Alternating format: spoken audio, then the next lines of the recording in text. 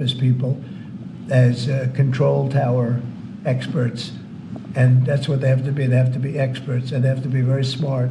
And we didn't have our best. And if you read the quote that I read yesterday at the news conference, it talked about people that were psychologically injured were okay, and people that had lots of problems were okay. I'd read it again if you'd like me to, but I don't think I have to waste your time. Does that give you concern, though, sir, with planes in the air all around the country, people relying on that as safety? Are you suggesting there's an ongoing risk? No, I think there's very little risk, but I think that we have to make sure that this never happens again. Very, very little risk.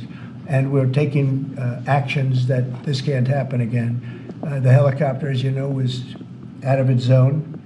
It shouldn't have been out of its zone. It was at the same height as the airplane. Now, the airplane was coming down on its track. It was perfect. It was in perfect shape coming down, and something was in its way. You can't let that happen, and it won't be happening again. And this was all because of weak rules in the Biden administration. And we're just not going to let that kind of thing happen again. And again, I could wait, and I could, give a report in 2 years like they always do. And sometimes it's obvious. In this case, to me, it was very obvious, and I think I've been proven to be very correct. Yeah. Mr. President, what do you expect from your meeting with Prime Minister Netanyahu next week? I expect a lot of good things. From all meetings, I expect good things. Marco Rubio, as you know, is going to make a tour of various countries in South America. He's going to be meeting in Panama, where Panama's treated us very badly. They gave him, rather foolishly, a thing called the Panama Canal, the most expensive project we ever built, if you look at today's numbers. Most expensive ever built. We lost 38,000 men. In that case, all men, just about all men. 38,000 to the mosquito, to malaria and various other problems that you get from jungles. It was a tremendously costly event. We built the Panama Canal 110 years ago. Think of it, the most expensive development we ever did, and really one of the wonders of the world, one of the great wonders of the world. And we didn't give it to China, we gave it to Panama. And Panama's been ripping down all the China language signs. They've been working like mad to try, but about 70% of the signs were up and they were written in Chinese, and that's not the deal.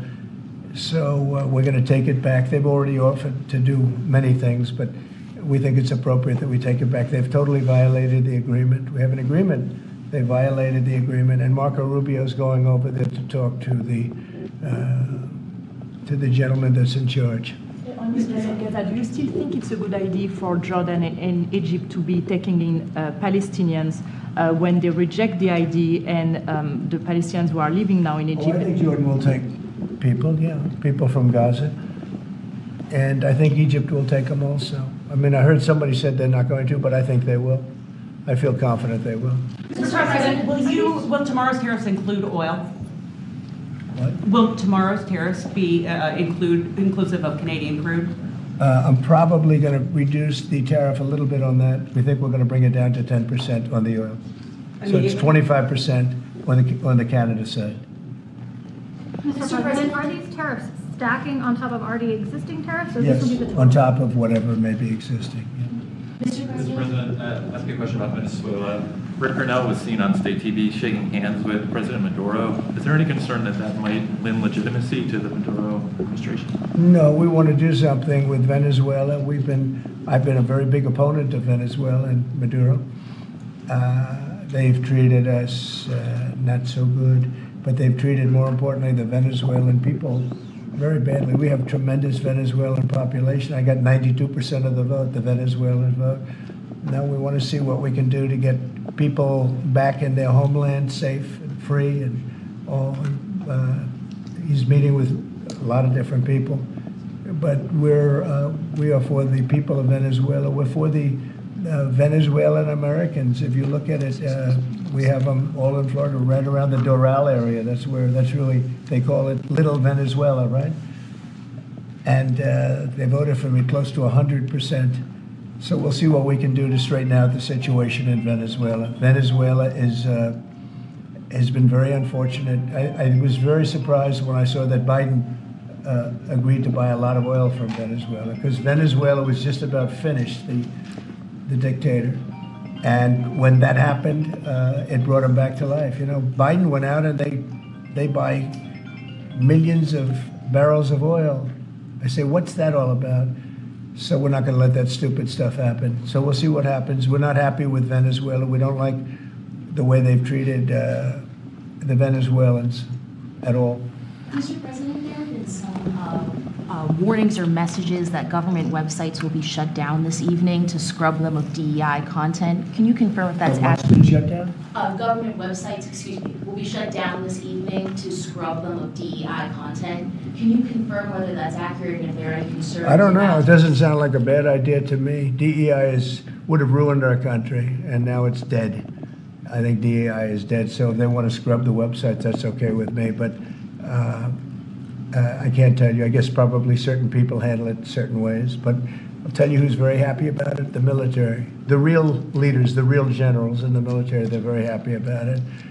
Doug is very happy about it. He's got a big group of people that are going to be working for him, are really starting right now. He just got signed up, and they're very happy about it. He had a lot of DEI. Everybody did, but he has not been a fan. It was really hurting our country badly. It's costing a lot of money too. Do you see the kind of money we're talking about? Hundreds of millions of dollars for nonsense. Now we have our country back now. Our country is back, and it's a nice thing to say. I've never seen such love. I've never had anything like it. I've never seen anything like it. People are coming up, sir, thank you for bringing our country back. We were losing our country, and I think we're stronger now than we've been in many, many decades. At the Any Department update on your call with Vladimir Putin? Well, we'll be speaking. We'll be speaking, and I think we'll perhaps do something that'll be significant. We want to end that war. That war would have never started if I was president, and we want to end that war. That war is a horrible war.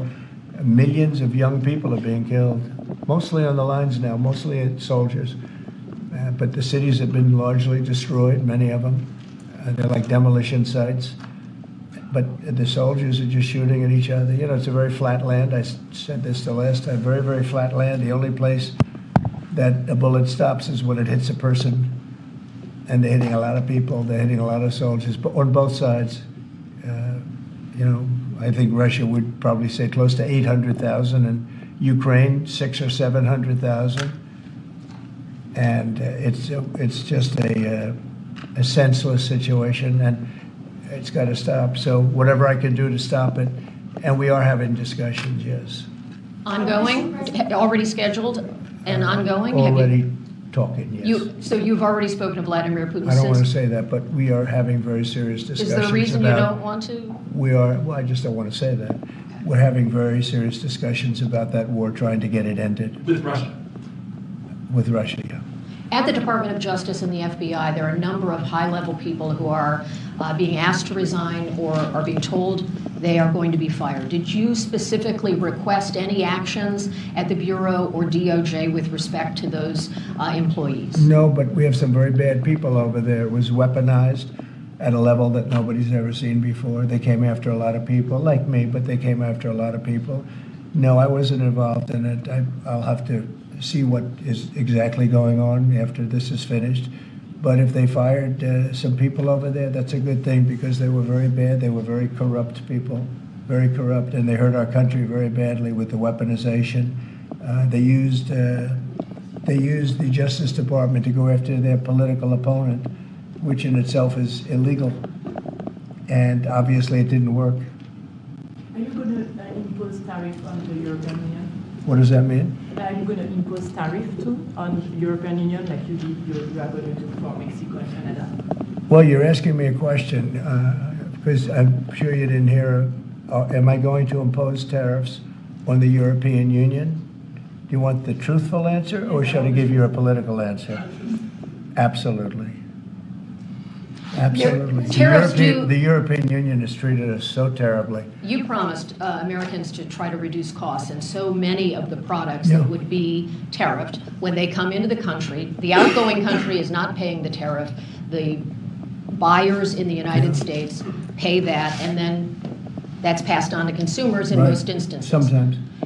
How would you expect to have prices come down if you have such a broad plan for tariffs? And what do you say to the voters who want to see you reduce everyday costs? Well, let me just tell you that I got elected for a lot of reasons. Number one was the border. Number two was inflation, because I had almost no inflation. And yet I charged hundreds of billions of dollars of tariffs to countries. And think of it, I had almost no inflation and took in $600 billion of money from other countries. And tariffs don't cause inflation, they cause success, cause big success. So we're going to have great success.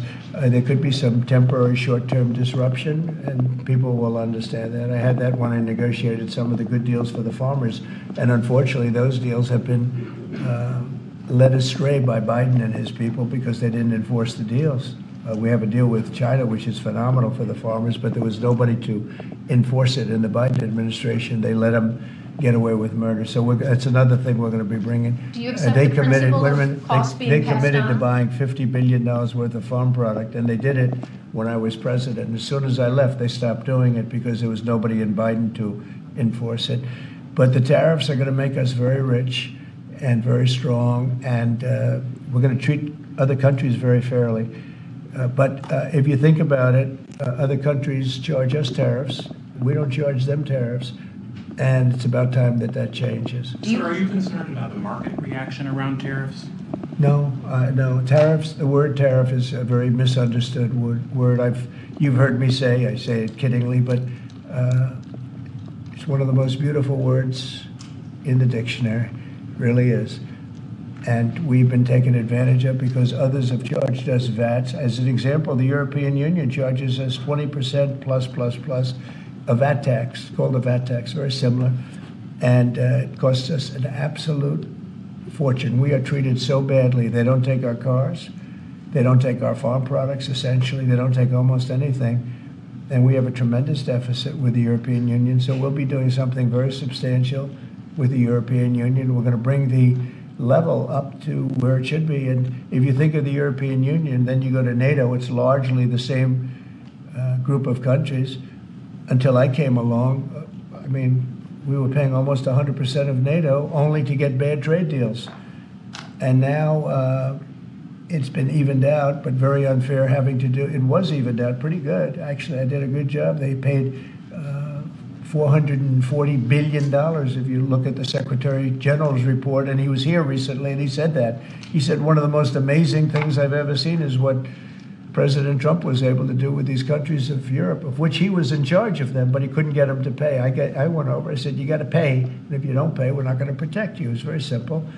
But very unfair is with Ukraine because we're in for $300 billion plus, and they're in probably for $100 billion. There's a $200 billion difference, and they need it more than we do. You know, we have an ocean in between. They don't.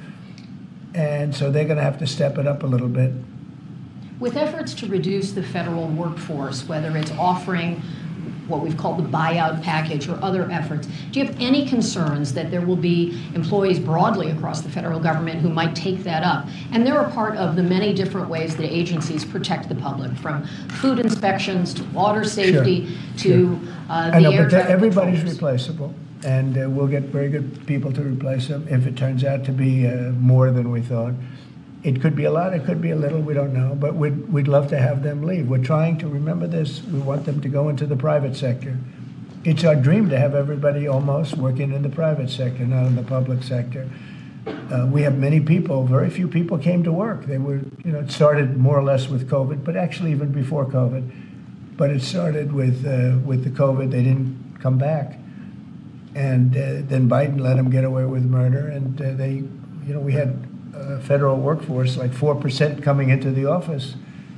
And that just doesn't work. You know, people can say it does, but it doesn't work. You have to be unified in a group in the office. It's just, it was crazy.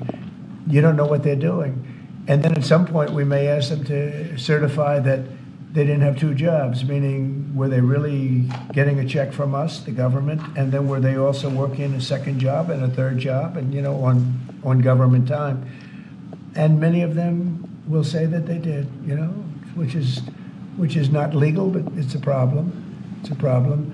No, we want to get that out. We want to clean it out. You know, people have been trying to reduce federal government now for 40 years, 45 years, and they haven't been able to do it. And this is a way of doing it, I think, very nicely. It's sort of a buyout, too. I think we're treating people very good, but people don't come to the office, they won't have a job starting on that very special date. So we'll see how that works out. I mean, nobody knows how that's going to turn out. Everybody might show up to the office and maybe a large number won't show up. But if they don't show up, we've accomplished a very serious goal. We're trying to reduce government. Does Mr. Musk or any of those associated with your Doge effort, do they have any direct access through the government systems to how money is dispersed? No, nothing. No, they are. This has nothing to do also with the federal cutting, you know, with this federal cutting. This is very separate. This is if you don't show up, you don't get paid. But Doge, I think great progress has been made. We're talking about cutting over $1 trillion of waste. We're talking about waste. We're not talking about we're going to love and cherish Social Security, Medicare, Medicaid. We're not going to do anything with that other than if we can find some abuse or waste, we'll do something, but the people won't be affected. It'll only be more effective and better. And our country, as our country gets richer, the people on Social Security, Medicare, Medicaid, those people are going to be more secure. If Biden had gotten elected, Social Security was going to fail because the country was failing. It was going to fail. The country was going to fail. And therefore, the Social Security, Medicare, Medicaid, and all of the other things that you may get would not be able to be paid. Our country's getting very, and you see it. I think more progress has been made in the last 2 or 3 weeks than has been made in the last 4 years. I think not only has more progress been made in the last 4 years, it's, I'll call it deep progress. We went way backward as a country in so many different ways, from woke to all of the other things that took place that were so bad. You look at Afghanistan, how embarrassing that was. I think Afghanistan really started the problem with Russia and Ukraine. When Putin looked over and he saw how incompetently that was handled, I was getting out, but I was going to keep Bagram. Right now, China has Bagram. I was going to keep one of the biggest air bases in the world. They left it. But I was, other than Bagram, I was going to get out. And I wasn't keeping Bagram for Afghanistan. I was keeping it for China because it's 1 hour away from where China makes its nuclear weapons. And we were keeping it. So we have a lot of great things happening in our country, and we appreciate that you're here. And I'm really thrilled about Doug, and I'm really thrilled about his friend, Chris Wright, who's a legend in the oil business, right? They keep telling me, Catherine, he's like a legend, and he's a legend too in a lot of businesses. And we have an amazing group of people working with us. There's a man behind me who became a tremendous success. He was not a wealthy man. He didn't start off a wealthy man, and he ended up a wealthy man. And you know, that's a great talent, and he's willing to sacrifice so much and to put it to work for our country. Watch the job he does on the interior, but in particular on really making our country very, very wealthy by utilizing it properly. And at the same time, environmentally, he does it he's very much an environmentalist. He's going to do it very carefully and very painstakingly good. But you just watch what happens. And working with the Department of Energy, where his compatriot, his friend, and also considered the most talented man in the oil business, is the head of the Department of Energy, and they work together. It's almost like a partnership. It really is a partnership. And watch what that does for our country. It'll be a fantastic thing to see. Thank you very much, everybody. Thank you, Fred. Thank you, Fred. Tulsi got it.